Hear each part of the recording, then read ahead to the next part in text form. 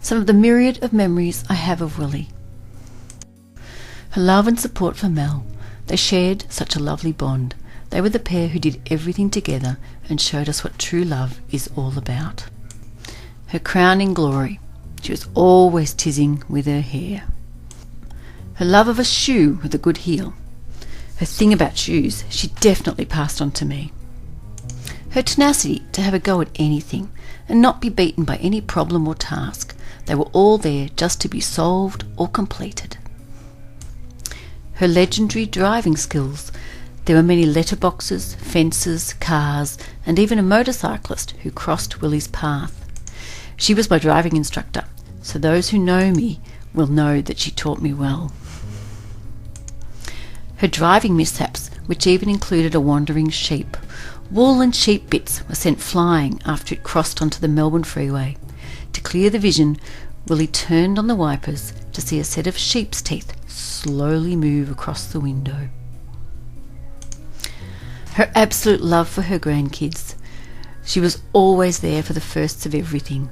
Kinder, soccer, school plays and concerts, and joined in with much love in every aspect of their lives. Her belief that every now and then you just need Cocoa Pops and cream. Try it, it's a Willie thing, and we all know that Willie thought that there is no such thing as just a little bit of cream. Her support and pride in me, the eternal student. Her time as Willie the debt collector. She made so many friends across Ballarat as she called on them to collect their payments for first Palmer's and later Lancashires. We remember her generosity and compassion when she would occasionally pay someone's debt if they were having a bad week. Her presence at every birthday of her grandkids, and how Ocean Grove bee stings became the cake of choice. She just loved that cream. Her 70s thing of sitting under a pyramid. Well, it was the 70s, a time of caftans, toe thongs and ankle bells, and Willie was right in there. Her trips overseas were full of great times and fun memories. She loved the UK, and we loved seeing her there. Her time as the Wilma Belt lady in Ballarat. Those belts and saunas that promised to shake or melt the fat away were in our living room during the 60s, and as kids we loved using the belt and talking. The effect on the vocal cords was better than helium. She taught me that do-it-yourself home beauty treatments rarely work, but that they are good fun. Her ability to crucify trees. She called it espaliad. We called them the Jesus trees. Her love of gardening and her ability to turn a bare patch of ground into just a beautiful, beautiful garden.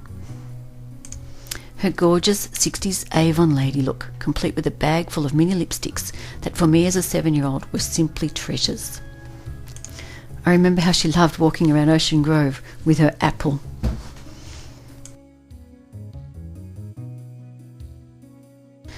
We remember her never-ending entrepreneurial skills. She had a catering business, a craft business, a cafe, a gift shop, and all had that element of fun. Her favourite team, the Bombers, were in the 2000 Grand Final, Essendon versus Melbourne. She took us to a pub for lunch. Little did we know it was the Demon's Den, so a quick lunch was had by all the dressed-up Bomber fans.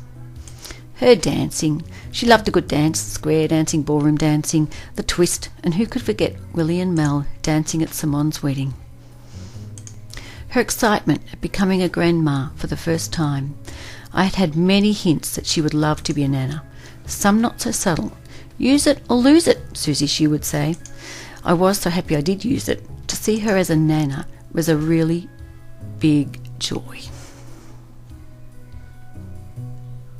Her winning ability to tear minty wrappers into great lengths, and how even now we can't eat a minty without thinking of Willie in front of the telly tearing the wrappers, and she won the competition.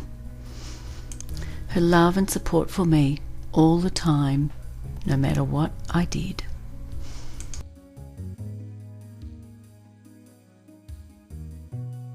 Her excitement when cordless phones became available. Now she could really multitask, talk and action without the risk of pulling the phone off the wall.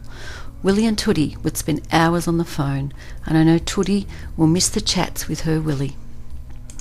Her love of a good tan, her stamina for baby oil, beaches, bikinis and baking in the sun. She always won the Who's the Brownest competitions. Her time at Myer. The Myer girls were special to her, and her catch-ups with them were times of great fun. I loved her time at Myer too. She worked in children's wear, and I'm sure her pay would just go to pay for the clothes she chose for Jack and Stu. Her lasting, lovely friendship with Tootie, the trips, the holidays, the shopping, the support they gave each other. Willie was blessed with a sister-in-law who was an amazing friend as well. Her ability to lay out a piece of cloth and make a dress or skirt, with or without a pattern. Her days at Lucas gave her great skills. Her patience and love shown to Jack and Stu was endless. We all endured endless reruns of Thomas the Tank, but Willie loved every minute of it. Willie even had a job at St John of God Hospital as a liaison officer. It was there that she passed away, and the staff there were just wonderful in every way as they cared for our Willie. How she loved being kissed by a sea lion. Not that she went back for more, but it's a moment in time showing the lovely Willie smile and the enjoyment in everything she did. And who doesn't remember eating her club sandwiches? She had a knack for instant glam. Just whack on a wig, true 60s style. How could we forget her home business of crochet bikinis? I even had one of her creations. Okay when dry, but wet, soggy, stretched wool was not a look to repeat. Her love of travelling with Mel. They went on many adventures. They would go for months to escape the Ballarat winter, catching up on friends, family, and crossing the country. They loved every minute of it, exploring the sights and sharing the times. Willie loved her Beta Sigma Phi ladies. The times they shared were very special to her.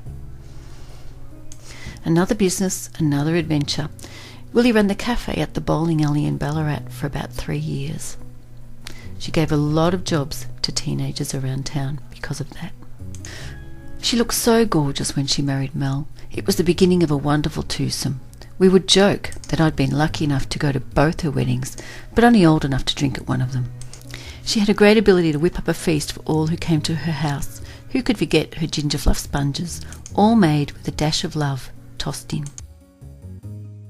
Her wonderful smile and twinkling eyes will be forever with us. We will miss her forever. She didn't really want a funeral. She wanted a funeral. She wanted us to celebrate her time with us and remember her with love and affection. This will be the simplest of all things to do. We love you, Willie, and always will.